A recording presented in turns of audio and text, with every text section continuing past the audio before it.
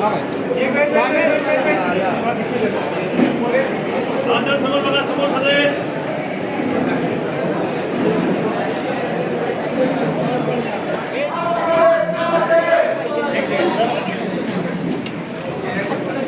वरळी आदर्शनगर सागर दर्शन गृहनिर्माण संस्था यांच्या संयुक्त प्रश्न मांडण्यासाठी आपण आयोजित केलेली आहे. आमचा प्रकल्प गेले 30 वर्ष रखडलाय. सागर दर्शनचं 1996 साली रजिस्ट्रेशन झालेलं आहे आणि त्यावेळेचे मुख्यमंत्री माननीय मुख्यमंत्री श्री मनोहर जोशी साहेब हे त्यावेळी उद्घाटन करून गेलेले आहेत. तेव्हापासून आजपर्यंत वेगवेगळ्या कारणाने हा प्रकल्प रखडला होता. त्याचं मुख्य कारण होतं सियाम आणि ह्या कायद्यांच्या अडचणीतून आणि वेगवेगळ्या आलेल्या प्रॉब्लेम्स मधून मात करत करत आज आम्ही इथपर्यंत पोहोचलो होतो. आमचा प्रकल्प मार्गी लागला होता. गेल्या बऱ्याच वर्षांच्या अथक परिश्रमानंतर आणि संघर्षानंतर 2 वर्षापूर्वी आम्हाला एक चांगला विकासक लाभला होता. सरकार ग्रुप, त्यांचे डेव्हलपर, त्यांचे मालक श्री आकाशजी गुप्ता यांनी आमचे सर्व प्रश्न व्यवस्थित समजून घेऊन हा रखडलेला प्रकल्प अगदी वेगात मार्गी लावला.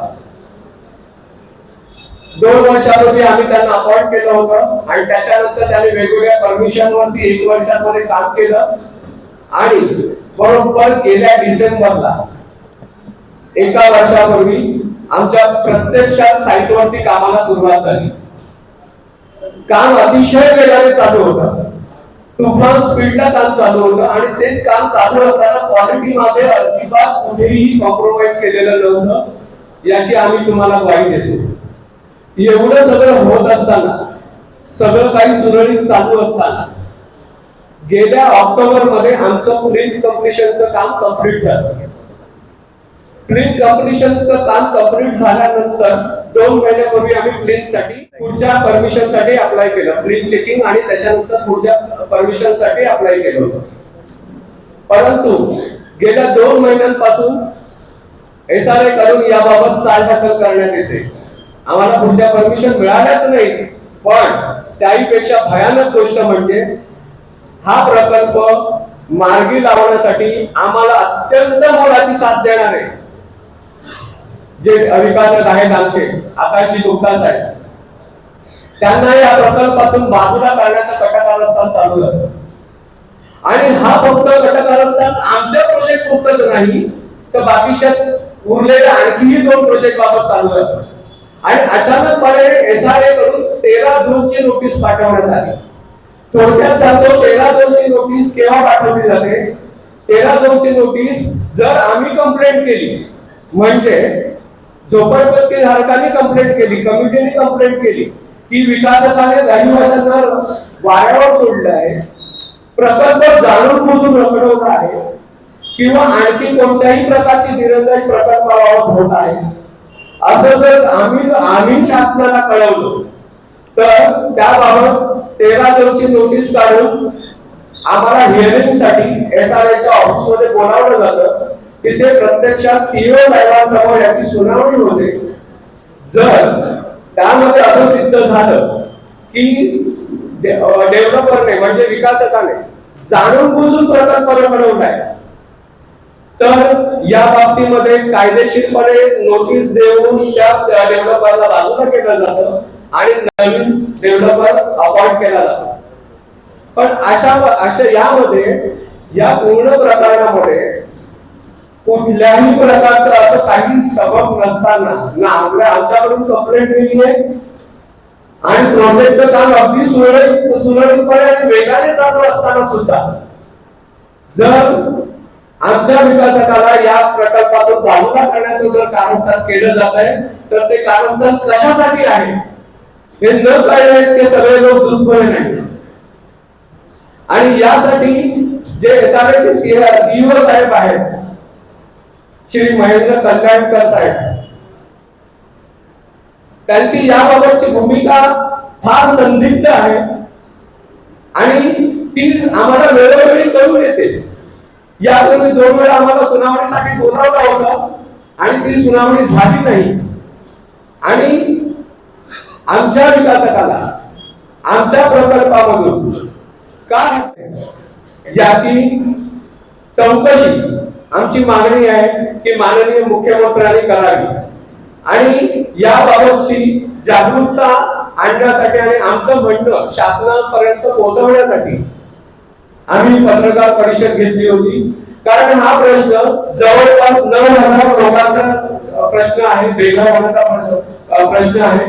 जवळपास 2,500 घर यामुळे बेघर होण्याची संकट आमच्यावर आलेलं आहे आणि आमचा आवाज शासनापर्यंत पोहोचावा, माननीय मुख्यमंत्र्यांपर्यंत पोहोचावा म्हणून आम्ही ही पत्रकार परिषद आयोजित केली आहे. धन्यवाद. नमस्कार, मी वरळी आदर्शनगर सागर दर्शन. आमचा प्रकल्प 1996 साली जो सुरू झाला तेव्हा आमच्या इथे दातानी नावाचे डेव्हलपर्स होते, इन्व्हेंटिव्ह कन्स्ट्रक्शन. ते 2007 पर्यंत होते. कोणतंही त्यांनी विकास कार्य केलं नाही, फक्त प्रकल्प रखडवून ठेवला. त्या टायमाला आमचे 22 रहिवासी देखील त्यांनी इतरत्र स्थलांतरित केले एक ट्रान्झिट मध्ये. ते ट्रान्झिट केल्यानंतर 2013 मध्ये डिक्लारेशन झाला म्हणून शासनाने तोडून टाकले. 2007 नंतर आमच्या इथे ओंकार डेव्हलपर झाले, बाबूलाल वर्मा आले. तेव्हा त्यांनी आम्हाला शब्द दिला होता की 6 महिन्यात कामाला सुरुवात करतो. 2007 मध्ये कोणत्या परमिशन घेतल्या नाही. उलट जे आमचे 22 रहिवासी भाड्याने बाहेर राहत होते त्यांचे भाडे देखील दिले जात नव्हते. अशा कठीण प्रसंगात आम्हाला पण आमचा प्रकल्पावर घ्यायला तयार नसताना आकाशजी गुप्ता साहेबांनी फार आम्हाला खंबीर साथ दिली आणि सर्वप्रथम 2020 मध्ये साहेबांची आम्ही नियुक्ती केल्यावर त्यांनी 22 रहिवाशांचे भाडे अदा केले आणि फार मोठा आम्हाला दिलासा दिला. कारण त्याची अतोनात आवड होती. 1996 सालापासून आमचे 22 रहिवासी बाहेर नाही. या अशा परिस्थितीत एसआरए कधी आमची काय कुठली चौकशी केली नाही. आम्ही वारंवार जात होतो की बाबा हे डेव्हलपर्स, दातानी डेव्हलपर्स, ओंकार डेव्हलपर्स हे कुठलेही काम करत नाहीये, त्याला तुम्ही काढा. तेव्हा कुठल्याही एसआरएने आमची दखल घेतली गेली नाही. तुम्ही परमिशन आला तर होईल एवढंच फक्त उत्तर असायचं. आमच्या 22 रहिवाशांबद्दल त्यांच्याकडे कधीही उत्तर नव्हतं. त्यांनी कुठलीही आमची व्यवस्था बघितली नाही. जे काय होतं ते आमचं आम्ही सोसत होतो. आम्ही साधे गरीब झोपडीधारक आहोत. 2020 मध्ये जेव्हा सरकार ग्रुप आले त्यानंतर कोरोना आला. कोरोनामध्ये पण त्यांनी आमच्या सगळ्या रहिवाशांना चांगली मदत केली. सर्वांना आपली कुटुंब प्रमुख म्हणून आपली काळजी घेतली. त्यानंतर ज्या काही परमिशन्स लागतात डेव्हलपमेंटसाठी त्या सर्व मिळवण्यात त्यांनी यश मिळवले. म्हणजे 1996 ते 2020 दोन डेव्हलपरला जे जमलं नाही ते अवघ्या 2 वर्षामध्ये श्री आकाशजी गुप्ता साहेबांनी सर्व परमिशन मिळवण्यात त्यांनी यश मिळवलं. त्याप्रमाणे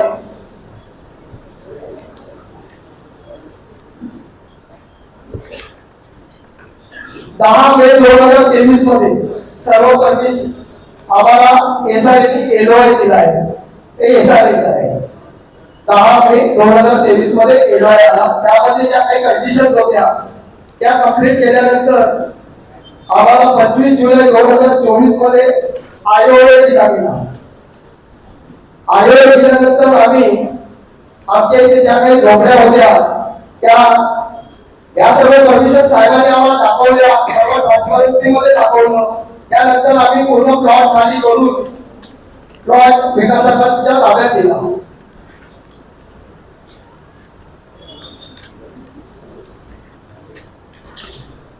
बावीस ऑक्टोबर 2024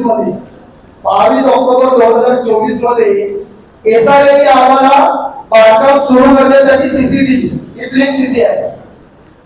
फक्त 1 वर्षापूर्वी सीसी मिळाल्यानंतर 12 डिसेंबर 2024 मध्ये प्रत्यक्ष आमच्या बांधकामाला सुरुवात झाली. 12 डिसेंबर 2024 मध्ये बांधकामाला सुरुवात झाली आणि अवघ्या 10 महिन्यामध्ये ज्या कामाला 1.5 ते पावणे 2 वर्षाचा कालावधी लागतो की पायाभरणीचं काम, ट्रेन बांधण्याचं काम, ते काम अवघ्या 10 महिन्यामध्ये आम्ही युद्ध पातळीवर पूर्ण केलं आगाजी गुप्ता साहेबांनी. आपल्या सरकारकडून कोणती परवानगी द्यायचा नाही. पण झालं असं, आपले जे सीईओ आहेत, जे आमचे मायबाप आहेत, एसआले महेंद्र कल्याणकर साहेब, त्यांना 5 तारखेच्या रात्री एक स्वप्न पडलं की वरळी आदर्शनगर सागर रस्त्याचा प्रकल्प हा 1996 पासून रखडलेला आहे. त्या रात्री त्याला एकच स्वप्न नाही पडलं, त्याला अजून एक स्वप्न पडलं. सागर दर्शन सोसायटीला लागून एक 2,500 कुटुंबांची एक मोठी वस्ती आहे, जे याचे डेव्हलपर देखील सरकार ग्रुप आहे, तो एक प्रकल्प रखडलेला आहे. सीओ आपले एसआरएकडनं जे आता नोटीस आलेली आहे आणि आता हे आमचे विकासाबद्दल मी बोलतच नाही. आम्ही एक झोपडपट्टीमध्ये राहणारे रहिवासी आहोत आणि आमची कुठेतरी इच्छा असते की आम्हाला चांगल्या घरामध्ये जावं आणि भरपूर आम्ही आज लहानापासून पाहत आलेलो आहे. भरपूर विकासात आलेले आहे, ते आम्हाला आठवण पण नाहीये. पण हे जे विकासात आले आणि जे आमच्या आकाश सर जे आहेत, ते आमच्या बरोबर सतत प्रत्येक मंडळामध्ये येऊन सतत आमच्याबद्दल संवाद साधत होते, त्यांचं मनोगत सांगत होते, आमच्या समस्या कळत होते. आणि आता हे यांना बाजूला करून दुसरे विकासात आणायचं आहे का? मग आम्हाला आमचं घर हक्काचं मिळणार आहे की नाही, तर आम्हाला हटून इथे काय दुसरा प्रोजेक्ट करणार आहे आणि आम्ही कुठे जाणार? कारण की आमच्या वाडवडिलांपासूनचे हे आमचे घरं आहेत, आमचं दुसरं काही बाहेर कुठे काही नाहीये.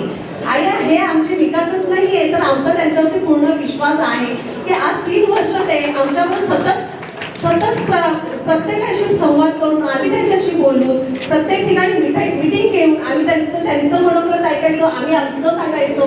त्यांनी प्रत्येक वेळेला तर त्यांचं न सांगता आमचं विचारलेलं आहे. आणि असा विकास तर आम्ही पाहिलेला नाहीये. पण आमचं आता आम्हाला जर हटून जर इथे काय बांधायचं असेल, करायचं असेल गव्हर्नमेंटला, तर आम्ही कुठे जाणार? आणि आता आम्हाला हेच विकासच पाहिजे. कोरोनाच्या काळामध्ये जेव्हा आमची अशी परिस्थिती होती की आम्हाला कुठे लस मिळत नव्हती, त्यावेळेला कोण आमच्या पाठी उभं राहिलं नाही, तर राहिले तर फक्त आपले गुप्ता सर. मग आता त्यांना आम्ही वळवळून किंवा टाकून असं कुठेही देणार नाही आणि आम्हाला आमच्या जागेत ते हक्काचं घर देणार आहे. आम्हाला टॉयलेट बाथरूमचे प्रॉब्लेम आहेत. आमचं आता आयुष्य गेलंच, आम्ही इथे लहानाचे मोठे झालं, पण आम्हाला पण आमचं स्वप्न आहे की छान अशा घरामध्ये राहायचंय आणि ते पूर्ण करतील अशा आम्हाला आशा आहे की ते आकाश सर आमचे स्वप्न पूर्ण होतील. जे काही सीओचं आहे, एसआरएसचे काय कायद्याचं नोटीस आलेले, त्यांना आम्ही न दुमळता आम्ही त्यांना सपोर्ट करणार आणि आमचं हक्काचं घर बांधून घेणार. नमस्कार, मी सलोनी साळके. सगळीकडे फॉल्स एज्युकेशन चालू आहे, परमिशन खोटे आणले, लोकांना जबरदस्ती बिल्डर खाली करतो, काही गोष्ट चालू होतं. सगळं करून थकल्यानंतर हे जे आरटी ऍक्टिव्हिस्ट होते, त्यामध्ये एक माजी नगरसेवक होता लाला सोपाराचा.